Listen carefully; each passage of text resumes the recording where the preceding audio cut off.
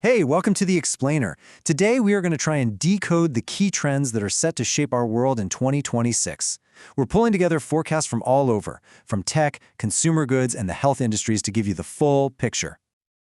So, what's the big story for 2026? Well, it really boils down to this one major tension.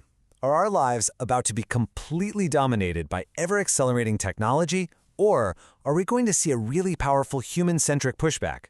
Okay, let's dive into that. You know, this quote from ABI Research just hits the nail on the head. It perfectly captures the mood for 2026.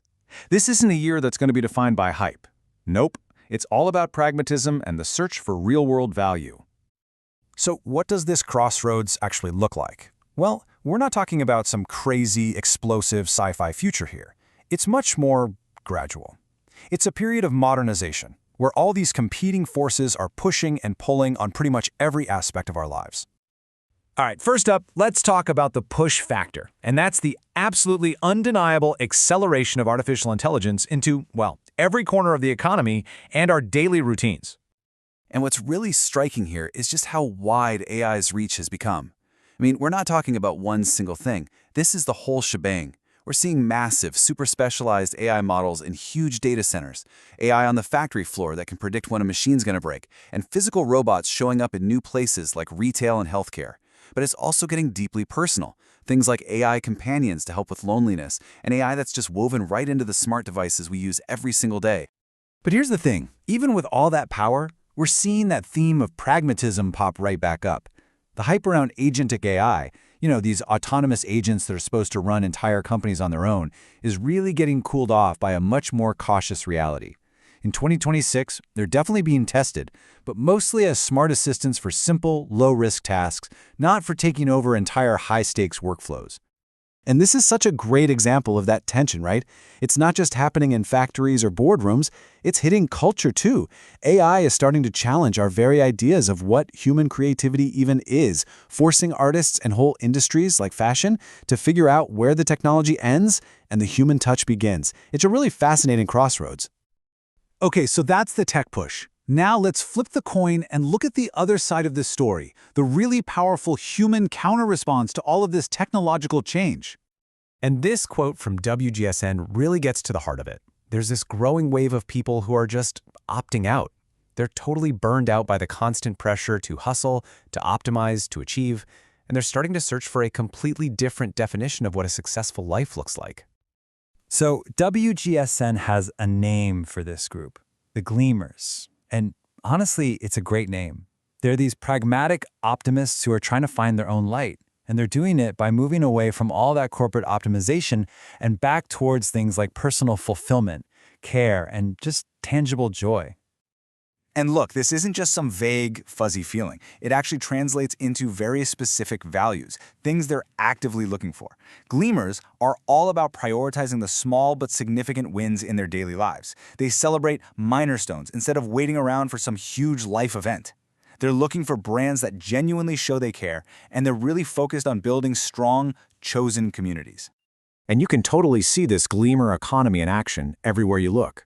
The whole food is medicine idea? It's gaining huge traction. The demand for beauty products that are ethically sourced and cruelty-free just keeps climbing. And athleisure, that's not just a fashion trend anymore. It's a lifestyle choice that puts comfort and wellness first. Even our wearable tech is being used less for hardcore optimization and more for gently managing things like sleep and stress. This exact same pushback against hype, it's even showing up in our basic infrastructure. While the tech world is already buzzing about 6G, the reality on the ground for the Internet of Things is that good old, reliable, cost-effective LTE is still completely dominant. And why is that? Because it works, it's proven, and it delivers value right now. A perfect example of that pragmatism in action. So when you have this super-fast digital world crashing against this very human desire for grounding and simplicity, what do you get?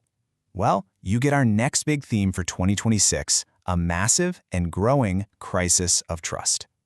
And these risks, they are absolutely real, and they're getting bigger. Just look at this number from Verizon.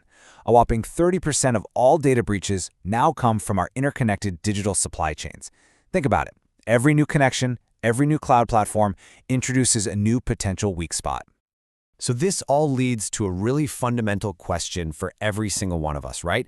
In this world of digital risks and just so much disinformation, what can we actually rely on anymore? Where do we put our trust? A perfect place to see this dilemma play out is with our own identities. I mean, there's this huge push for convenient mobile and digital IDs. But at the end of the day, that simple physical passport or driver's license, for most governments, that remains the bedrock of trust. It's a proven, tangible anchor in a sea of digital uncertainty. And this rethinking of who and what we trust is happening all over the place. We're seeing consumers become what you might call impartialists, actively trying to find facts instead of fiction. Businesses are demanding cloud sovereignty. They want complete control and transparency over their own data. We're seeing huge legal challenges to the addictive nature of social media. And even in finance, complex things like biometric payment cards are actually losing ground to simpler, more trusted methods. Okay, so where does all of this leave us? It seems the defining characteristic of 2026 is this search for a pragmatic future. It's about finding the balance between these powerful, competing forces. And really, success in 2026, whether you're a business or just you, it's all about finding that sweet spot, that functional middle ground. Just look at this. It's about using AI not for total takeover, but as a helpful assistant for specific tasks. It's about focusing on the practical uses of 5G Advanced that deliver value today, instead of just hyping up 6G. It's about pairing all that health data from our wearables with real professional human guidance. And it's building hybrid ID systems that blend digital convenience with the undeniable trust of something physical. So, at the end of the day, if there is one word to sum up 2026, it's this: pragmatism. It's not about choosing technology or humanity. The entire game is about making technology work for humanity in ways that are practical, valuable, and trustworthy. So what should you take away from all this? Well, a few key things. Technology is becoming a practical tool, not some magic cure-all. Our very human needs for things like wellness, community, and trust are now driving major economic trends. The future is really just a constant negotiation. And success is going to hinge on combining new tech with clear, immediate benefits for real people. Thanks for joining me for this explainer. And I guess the question I'll leave you with is this. In this constant tug-of-war between the tech push and the human pull, how are you going to forge your own pragmatic future?